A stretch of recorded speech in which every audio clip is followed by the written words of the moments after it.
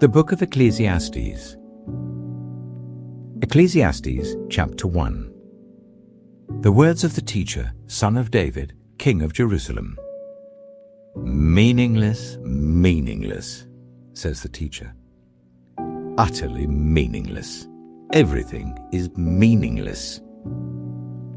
What do people gain from all their labors, of which they toil under the sun? Generations come and generations go, but the earth remains forever. The sun rises and the sun sets, and hurries back to where it rises. The wind blows to the south and turns to the north. Round and round it goes, ever returning on its course. All streams flow into the sea, yet the sea is never full. To the place the streams come from, there they return again. All things are wearisome, more than one can say. The eye never has enough of seeing, nor the ear its fill of hearing.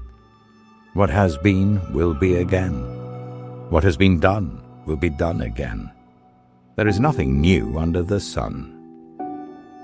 Is there anything of which one can say, "Look, this is something new"? It was here already long ago. It was here before our time. No one remembers the former generations, and even those yet to come will not be remembered by those who follow them. I, the teacher, was king over Israel in Jerusalem. I applied my mind to study and to explore, by wisdom, all that is done under the heavens.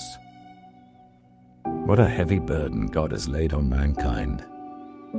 I have seen all the things that are done under the sun. All of them are meaningless, a chasing after the wind. What is crooked cannot be straightened, what is lacking cannot be counted. I said to myself, "Look, I have increased in wisdom more than anyone who has ruled over Jerusalem before me.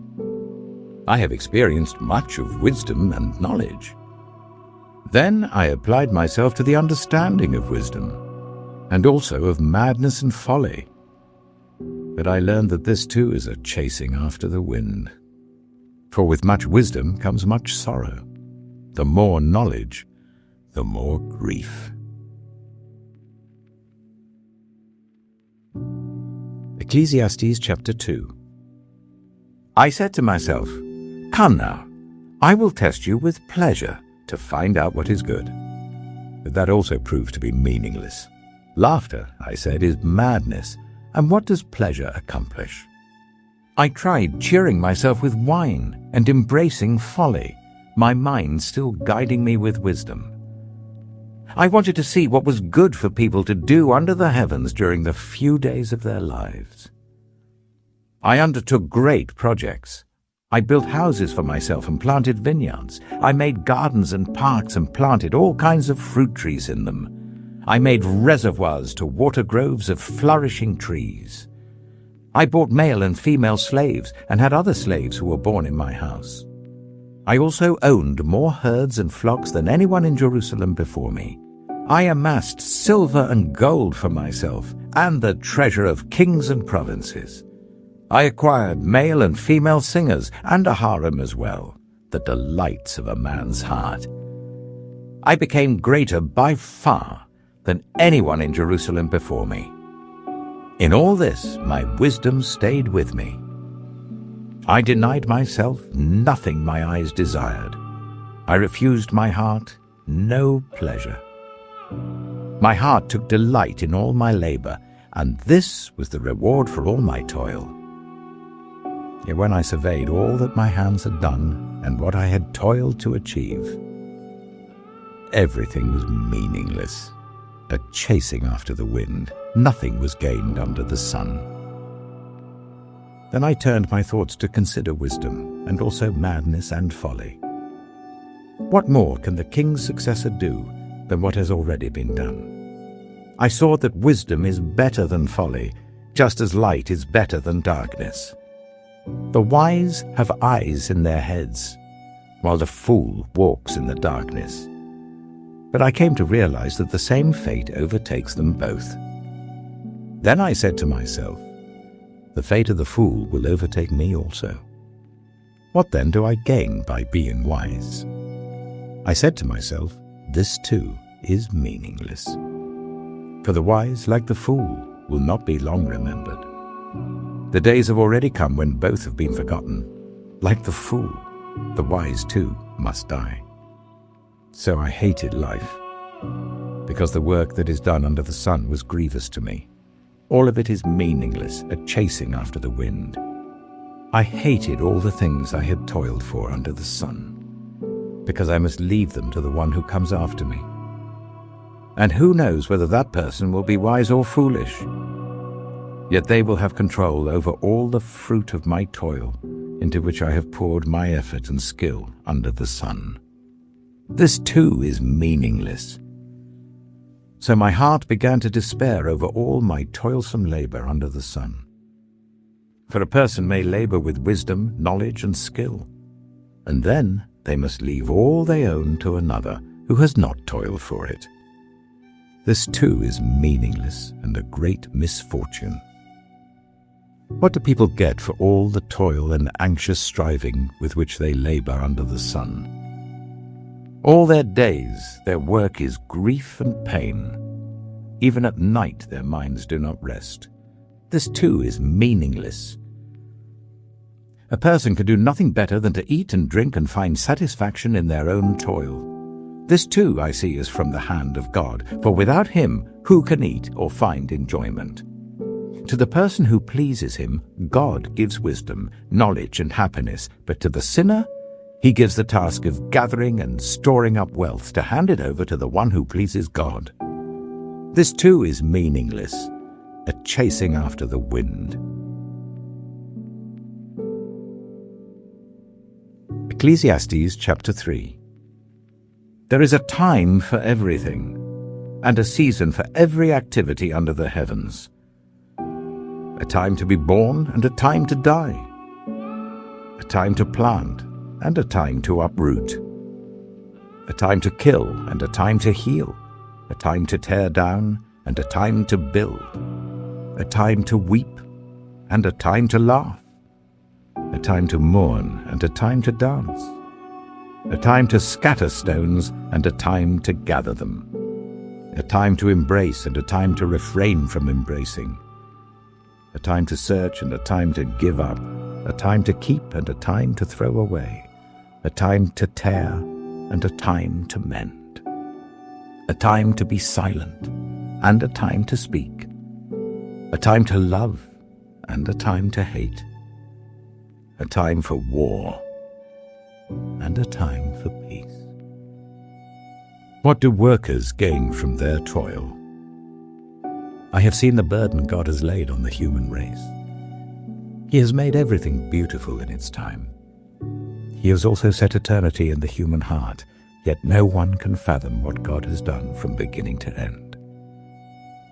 I know that there is nothing better for people than to be happy and to do good while they live, that each of them may eat and drink and find satisfaction in all their toil. This is the gift of God. I know that everything God does will endure forever. Nothing can be added to it and nothing taken from it. God does it so that people will fear him. Whatever is has already been, and whatever will be has been before, and God will call the past to account. And I saw something else under the sun. In the place of judgment, wickedness was there. In the place of justice, wickedness was there. I said to myself, God will bring into judgment both the righteous and the wicked, for there will be a time for every activity, a time to judge every deed.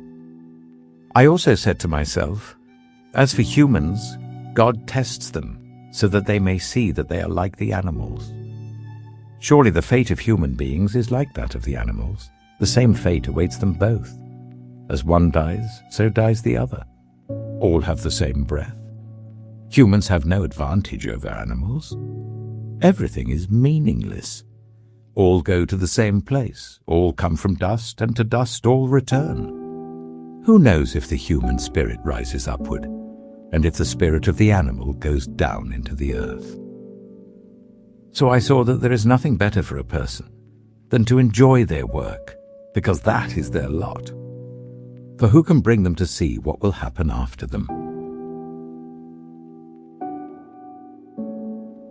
Ecclesiastes chapter 4. Again I looked, and saw all the oppression that was taking place under the sun.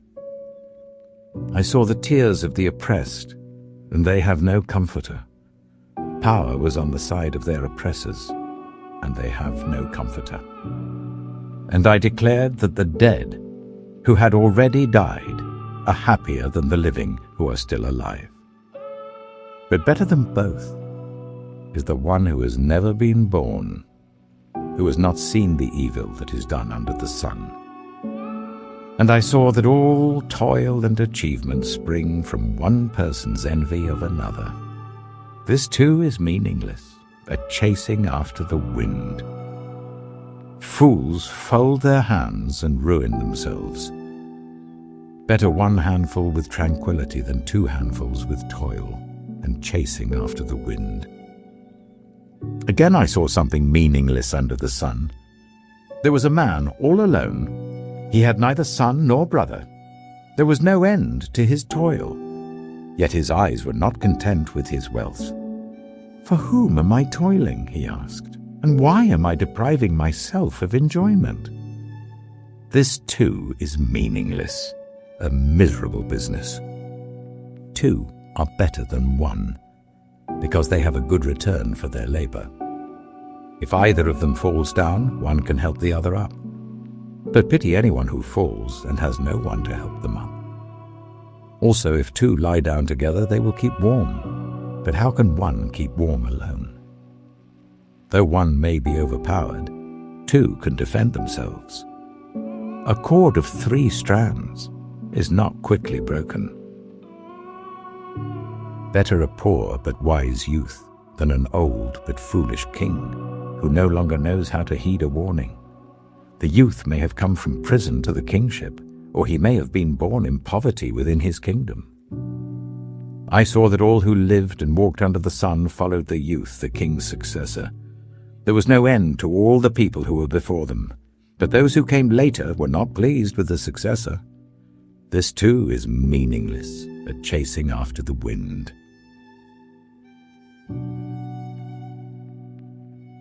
Ecclesiastes chapter 5. Guard your steps when you go to the house of God. Go near to listen, rather than to offer the sacrifice of fools who do not know that they do wrong. Do not be quick with your mouth. Do not be hasty in your heart to utter anything before God. God is in heaven, and you are on earth, so let your words be few. A dream comes when there are many cares, and many words mark the speech of a fool. When you make a vow to God, do not delay to fulfill it. He has no pleasure in fools. Fulfill your vow. It is better not to make a vow than to make one and not fulfill it. Do not let your mouth lead you into sin, and do not protest to the temple messenger, "My vow was a mistake." Why should God be angry at what you say and destroy the work of your hands? Much dreaming and many words are meaningless. Therefore, fear God. If you see the poor oppressed in a district and justice and rights denied, do not be surprised at such things, for one official is eyed by a higher one, and over them both are others higher still. The increase from the land is taken by all. The king himself profits from the fields. Whoever loves money never has enough. Whoever loves wealth is never satisfied with their income. This too is meaningless. As goods increase, so do those who consume them. And what benefit are they to the owners, except to feast their eyes on them? The sleep of a laborer is sweet, whether they eat little or much. But as for the rich, their abundance permits them no sleep. I have seen a grievous evil under the sun. Wealth hoarded to the harm of its owners, or wealth lost through some misfortune, so that when they have children there is nothing left for them to inherit. Everyone comes naked from their mother's womb, and as everyone comes, so they depart. They take nothing from their toil that they can carry in their hands. This too is a grievous evil. As everyone comes, so they depart. And what do they gain, since they toil for the wind? All their days they eat in darkness with great frustration, affliction, and anger. This is what I have observed to be good, that it is appropriate for a person to eat, to drink, and to find satisfaction in their toilsome labor under the sun during the few days of life God has given them, for this is their lot. Moreover, when God gives someone wealth and possessions and the ability to enjoy them, to accept their lot and be happy in their toil, this is a gift of God. They seldom reflect on the days of their life because God keeps them occupied with gladness of heart. Ecclesiastes chapter 6. I have seen another evil under the sun, and it weighs heavily on mankind. God gives some people wealth, possessions, and honor, so that they lack nothing their hearts desire. But God does not grant them the ability to enjoy them, and strangers enjoy them instead. This is meaningless, a grievous evil. A man may have 100 children and live many years, yet no matter how long he lives, if he cannot enjoy his prosperity and does not receive proper burial, I say that a stillborn child is better off than he. It comes without meaning, it departs in darkness, and in darkness its name is shrouded.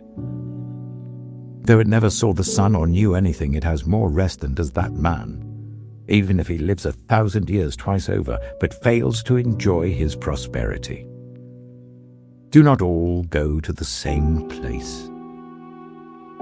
Everyone's toil is for their mouth, and yet their appetite is never satisfied. What advantage have the wise over fools? What do the poor gain by knowing how to conduct themselves before others? Better what the eye sees than the roving of the appetite. This too is meaningless, a chasing after the wind. Whatever exists has already been named, and what humanity is has been known. No one can contend with someone who is stronger. The more the words, the less the meaning, and how does that profit anyone? For who knows what is good for a person in life during the few and meaningless days they pass through like a shadow? Who can tell them what will happen under the sun after they are gone? Ecclesiastes chapter 7. A good name is better than fine perfume, and the day of death better than the day of birth. It is better to go to a house of mourning than to go to a house of feasting, for death is the destiny of everyone. The living should take this to heart. Frustration is better than laughter, because a sad face is good for the heart. The heart of the wise is in the house of mourning, but the heart of fools is in the house of pleasure. It is better to heed the rebuke of a wise person than to listen to the song of fools. Like the crackling of thorns under the pot, so is the laughter of fools. This too is meaningless. Extortion turns a wise person into a fool, and a bribe corrupts the heart. The end of a matter is better than its beginning, and patience is better than pride. Do not be quickly provoked in your spirit, for anger resides in the lap of fools. Do not say, "Why were the old days better than these?" For it's not wise to ask such questions. Wisdom, like an inheritance, is a good thing and benefits those who see the sun. Wisdom is a shelter, as money is a shelter, but the advantage of knowledge is this: wisdom preserves those who have it. Consider what God has done. Who can straighten what he has made crooked? When times are good, be happy. But when times are bad, consider this: God has made the one as well as the other. Therefore no one can discover anything about their future. In this meaningless life of mine, I have seen both of these, the righteous perishing in their righteousness, and the wicked living long in their wickedness. Do not be over-righteous, neither be over-wise. Why destroy yourself? Do not be over-wicked, and do not be a fool. Why die before your time? It is good to grasp the one and not let go of the other. Whoever fears God will avoid all extremes. Wisdom makes one wise person more powerful than 10 rulers in a city. Indeed, there is no one on earth who is righteous, no one who does what is right and never sins. Do not pay attention to every word people say, or you may hear your servant cursing you. For you know in your heart that many times you yourself have cursed others. All this I tested by wisdom, and I said, I am determined to be wise. But this was beyond me. Whatever exists is far off and most profound. Who can discover it? So I turned my mind to understand, to investigate, and to search out wisdom and the scheme of things, and to understand the stupidity of wickedness and the madness of folly. I find more bitter than death the woman who is a snare, whose heart is a trap and whose hands are chains. The man who pleases God will escape her, but the sinner she will ensnare. Look, says the teacher, this is what I have discovered. Adding one thing to another to discover the scheme of things, while I was still searching but not finding, I found one upright man among 1,000, but not one upright woman among them all. This only have I found. God created mankind upright, but they have gone in search of many schemes. Ecclesiastes chapter 8. Who is like the wise? Who knows the explanation of things? A person's wisdom brightens their face and changes its hard appearance. Obey the king's command, I say, because you took an oath before God. Do not be in a hurry to leave the king's presence. Do not stand up for a bad cause, for he will do whatever he pleases. Since a king's word is supreme, who can say to him, "What are you doing?" Whoever obeys his command will come to no harm, and the wise heart will know the proper time and procedure. For there is a proper time and procedure for every matter, though a person may be weighed down by misery. Since no one knows the future, who can tell someone else what is to come?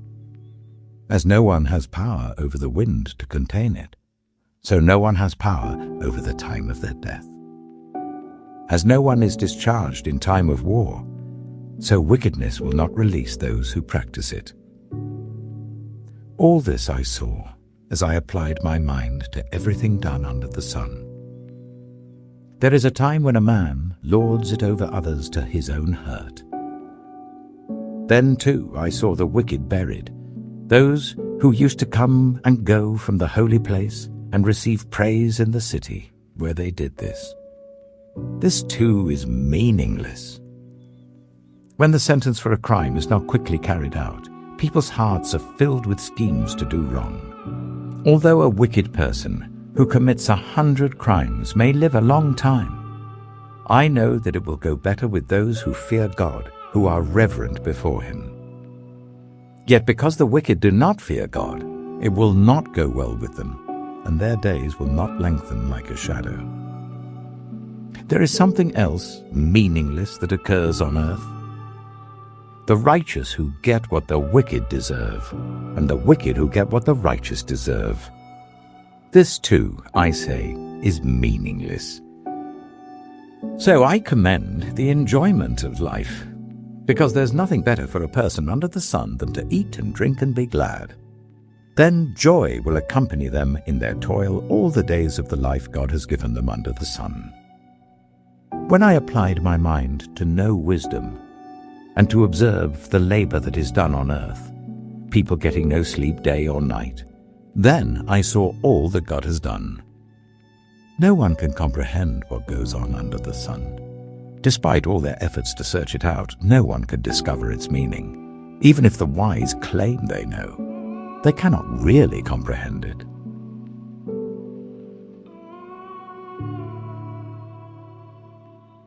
Ecclesiastes chapter 9. So I reflected on all this, and concluded that the righteous and the wise and what they do are in God's hands.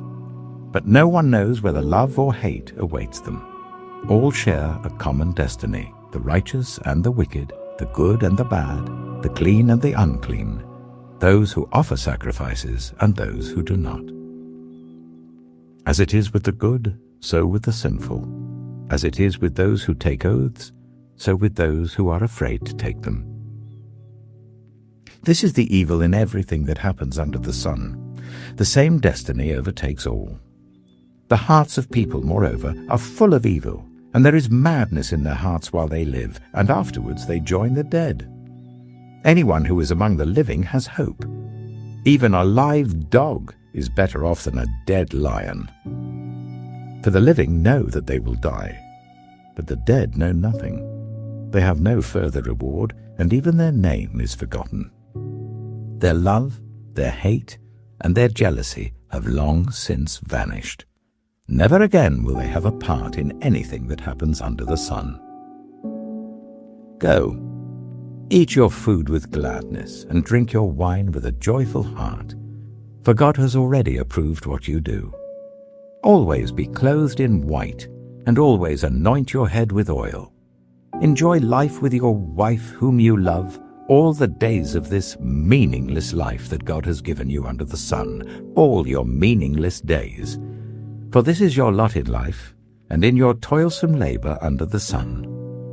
Whatever your hand finds to do, do it with all your might. For in the realm of the dead, where you're going, there is neither working, nor planning, nor knowledge, nor wisdom. I have seen something else under the sun. The race is not to the swift, or the battle to the strong. Nor does food come to the wise, or wealth to the brilliant, or favor to the learned, but time and chance happen to them all.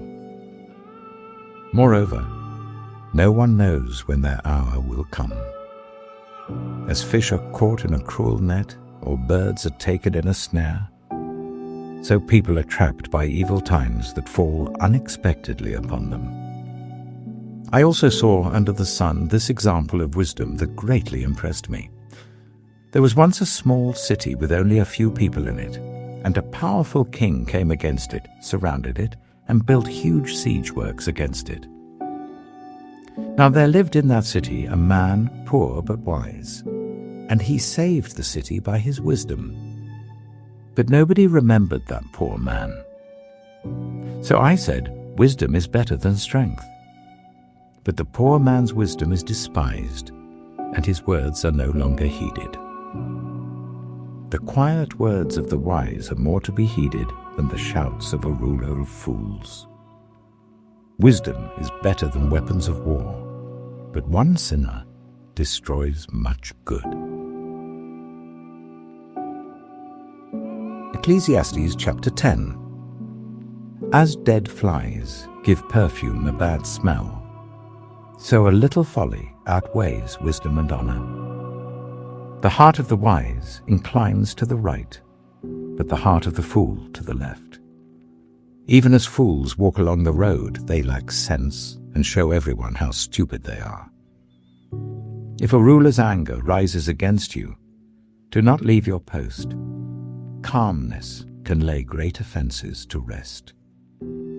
There is an evil I have seen under the sun, the sort of error that arises from a ruler. Fools are put in many high positions, while the rich occupy the low ones. I have seen slaves on horseback, while princes go on foot like slaves. Whoever digs a pit may fall into it. Whoever breaks through a wall may be bitten by a snake. Whoever quarries stones may be injured by them. Whoever splits logs may be endangered by them. If the axe is dull and its edge unsharpened, more strength is needed, but skill will bring success. If a snake bites before it is charmed, the charmer receives no fee. Words from the mouth of the wise are gracious, but fools are consumed by their own lips. At the beginning their words are folly, at the end they are wicked madness, and fools multiply words. No one knows what is coming. Who can tell someone else what will happen after them? The toil of fools wearies them. They do not know the way to town. Woe to the land whose king was a servant and whose princes feast in the morning. Blessed is the land whose king is of noble birth and whose princes eat at a proper time, for strength and not for drunkenness. Through laziness the rafters sag. Because of idle hands the house leaks.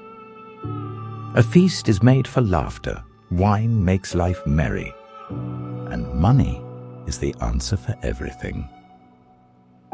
Do not revile the king even in your thoughts, or curse the rich in your bedroom, because a bird in the sky may carry your words, and a bird on the wing may report what you say. Ecclesiastes chapter 11. Ship your grain across the sea. After many days you may receive a return. Invest in 7 ventures, yes, in 8. You do not know what disaster may come upon the land. If clouds are full of water, they pour rain on the earth. Whether a tree falls to the south or to the north, in the place where it falls, there it will lie. Whoever watches the wind will not plant. Whoever looks at the clouds will not reap. As you do not know the path of the wind or how the body is formed in a mother's womb, so you cannot understand the work of God, the maker of all things. Sow your seed in the morning, and at evening let your hands not be idle. For you do not know which will succeed, whether this or that, or whether both will do equally well. Light is sweet, and it pleases the eyes to see the sun. However many years anyone may live, let them enjoy them all. But let them remember the days of darkness, for there will be many. Everything to come is meaningless. You who are young, be happy while you are young, and let your heart give you joy in the days of your youth. Follow the ways of your heart, and whatever your eyes see. But know that for all these things God will bring you into judgment. So then, banish anxiety from your heart, and cast off the troubles of your body, for youth and vigor are meaningless. Ecclesiastes chapter 12.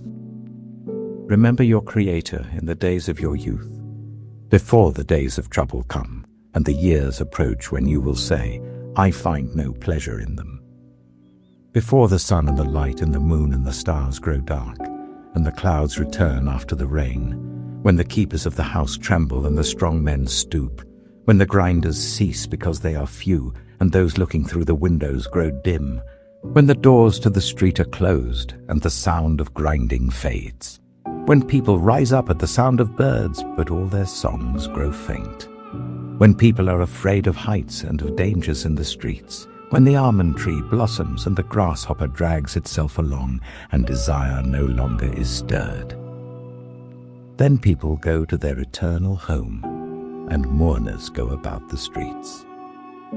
Remember him before the silver cord is severed and the golden bowl is broken, before the pitcher is shattered at the spring and the wheel broken at the well, and the dust returns to the ground it came from, and the spirit returns to God who gave it. Meaningless, meaningless, says the teacher. Everything is meaningless. Not only was the teacher wise, but also he imparted knowledge to the people. He pondered and searched out and set in order many proverbs. The teacher searched to find just the right words, and what he wrote was upright and true. The words of the wise are like goads, their collected sayings like firmly embedded nails given by one shepherd. Be warned, my son, of anything in addition to them. Of making many books there is no end, and much study wearies the body. Now all has been heard. Here is the conclusion of the matter. Fear God and keep his commandments, for this is the duty of all mankind. For God will bring every deed into judgment, including every hidden thing, whether it is good or evil.